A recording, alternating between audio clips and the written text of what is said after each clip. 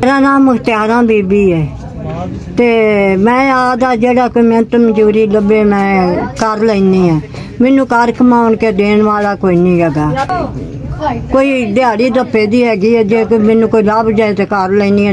मैं बेवा सवानी है, एक मेरी बच्ची है तो मैं आ जानी है इहदे कोल ते इहदे कोल आके ते बह जानी है ते अपने जानी है इत्थे मंडी ते कोई सब्जी लै आनी है, कोई 4 आने दी तो लिया के बेच सटनी है ते बेच के ते जेडे कोई 4 आने बन आदा ढिड पूरा कर। मेरे को 4000 रुपया हैगा सी जेडी मैं सब्जी लै आंदी सा, वो लिया के ते मैं आदे ला लू बहती सा, मैं लिया के ते वेच वूच के ते आदि मैं गुजर करदी सा।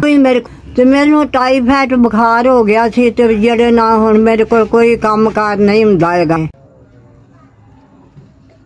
5000 रुपये साडी दारे दी बड़ी मेहरबानी जिन्ना मेरे नाल 5000 दी मदद की। मेरे को पैसा कोई नहीं सी ते मैं आदि मेरे नाल मदद की, मैं कोई 5000 दी सब्जी लै आ 500 दी दिहाड़ी लग जाया करेगी। साडे दारे दा बहुत शुक्रिया, 5000 रुपया मैनू मिल गया, तुहाडा शुक्रगुजार। अल्लाह ताला तुहानू तरक्कियां देवे। तुहाडे दारे दा बहुत शुक्रिया, तुहाडा 5000 मैनू मिल गया।